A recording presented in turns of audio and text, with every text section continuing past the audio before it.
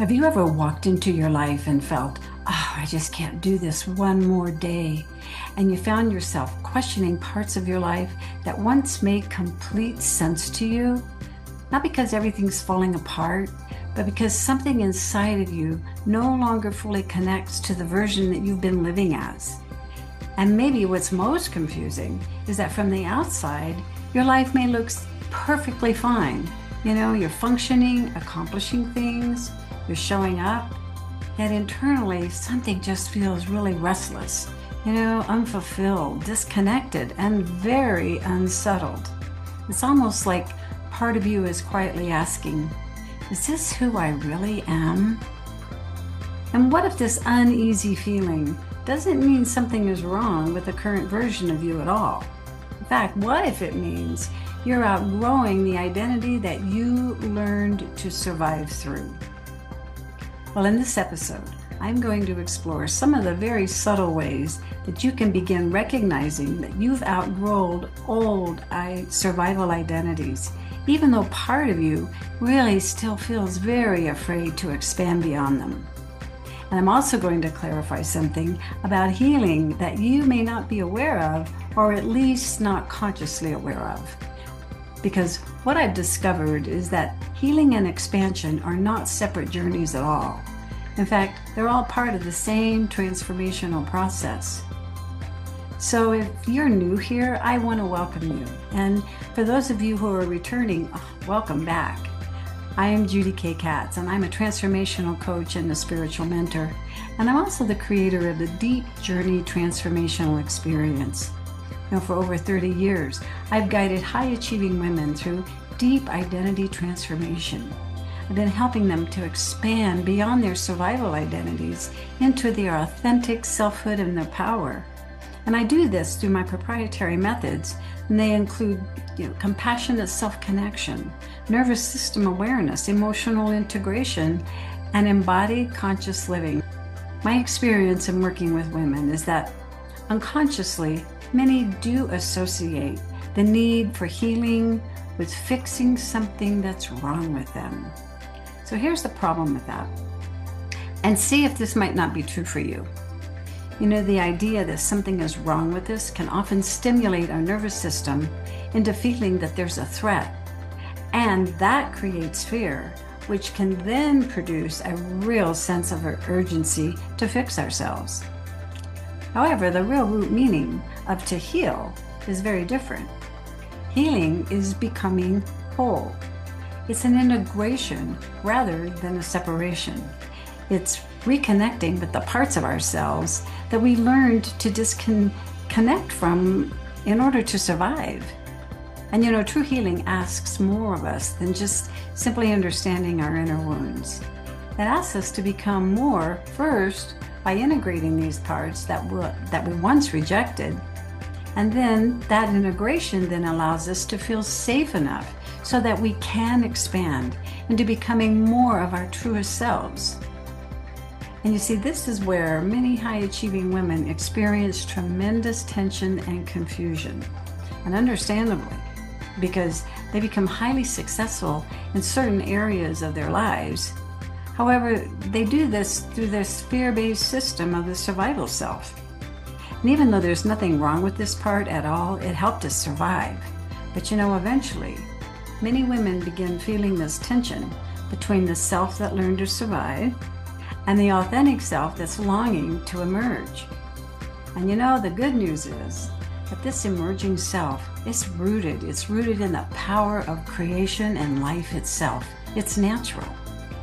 I often think about this like a plant that has outgrown its container. A plant can remain alive for a while in a pot that's become too small. But eventually, growth becomes constricted, not because the plant's wrong or broken, but because its life now requires more space to grow in. And I think many women experience themselves this way emotionally too. I know I did. We can continue functioning inside these survival identities that we're outgrowing, at least for a while. But then the fear, the restlessness, you notice hesitation and procrastination. Well, this emotional disturbance that we experience, it just starts to build. And our expanding authentic self, it just no longer fits inside this little identity container that we've learned to survive within. It's like having a small concept of not being good enough, for example. And then that can feel deeply vulnerable, right? Because growth beyond survival identity often requires us to become very visible in new ways, like feeling new emotions or wanting different things, releasing old roles. We begin to want to trust deeper truths.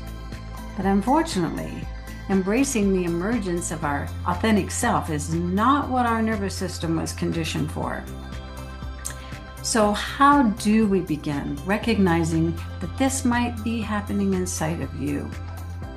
Well, you may have already started to connect with some of the things that I've mentioned. So if you can, I invite you to just go inward and just with compassionate awareness as I begin to describe some of these internal experiences. You know, sometimes this can begin with a real quiet restlessness. Your life may still work externally, but yet internally, something just no longer feels fully alive. And you may continue functioning while you're still quietly just feeling emotionally disconnected from yourself. And sometimes you begin noticing certain roles that once felt meaningful to you, well now they're just kind of emotionally constricting or dull. Or you might begin longing for things that just don't make logical sense, like changing your career in life, for example. And often, as women begin outgrowing their survival identities, they also begin feeling desires that they may have ignored or minimized or maybe feared for years. You know, desires, for example, like for more authenticity, more creativity, more visibility, more meaningful expression, more emotional truth and intimacy. You know, and these desires can feel deeply unsettling to the survival self. Now, I'll be explaining the role that desire plays in the emergence of our truest self in future videos.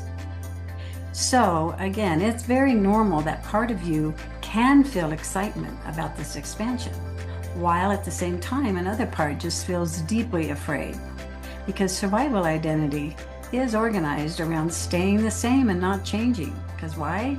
That's safe. So again, I invite you to reflect and to feel if any of these beliefs might feel familiar to you. So just take a breath and just take this in for a minute and see what might resonate. So for some women, the survival self learned, I'm only valuable for what I can give. So they become highly competent, highly responsible, highly needed, while still quietly disconnecting from their own authentic needs and desires. And for some women, the survival self learned, it is safer to be impressive than vulnerable. So they become highly accomplished while they're still struggling to feel emotionally seen. And others learned, if I become too visible, I may be judged or rejected or emotionally exposed. So then they remain invisible by not expressing their deepest truths and desires, you know, just like blending in with everybody and not standing out. Or here's a good one. Love must be earned. So they overfunction, overgive, overachieve, while never fully feeling safe, simply just being themselves. Well, these identities are not failures. In fact, you could kind of think of them as adaptive containers. But, you know, eventually, just like the plant, authentic growth asks for more space. And a true authentic identity, it's not conditioned. In fact, rather, it's an emerging, embodied, conscious self. And often, fear will appear at the very edge of this expansion. Not because expansion is dangerous, but because your nervous system is encountering completely unfamiliar territory, way beyond the identity that it learned was safe. You know, and I think this is an important thing to understand. Fear doesn't always mean that you just don't go there, which does cause hesitation and procrastination, right? But sometimes fear simply means like a warning. You're approaching the edge of who you have known yourself to be. And this is where compassionate self-connection becomes really important, because authentic transformation is not about forcing yourself beyond fear or trying to dismiss the fear. It's really about creating enough inner safety so that you can remain connected to yourself while fear is present. Because fear is telling you that your identity container is too small. You need to hear that message. Trying to move forward without changing the identity container is just not going to result in growth. So take a deep, slow breath, and then just take this in slowly if it feels right for you. And if this does resonate deeply with you, I'd like to invite you into a practice of reflective journaling. I've left some powerful questions in the comments section below, and they'll help you to discover what are your survival identities that you're outgrowing, and what greater self does it feel like that is emerging. And I invite you to take these questions to heart and then answer them in your journal. You know, small authentic truths become very powerful identity openings. And I also genuinely love to hear your thoughts in my comments below. Let's start an authentic conversation. So if this journey does speak to you, please make sure that you subscribe, that you don't miss any of the following episodes that are coming, or that I have already produced in the playlist for you on my channel. See, this channel is about expanding beyond your survival identity into authentic selfhood and power without losing your humanity. And please remember this: it's natural for your authentic self to emerge and for you to expand. You only need the willingness to stay compassionately connected to yourself as it all unfolds. So until next time, bye for now.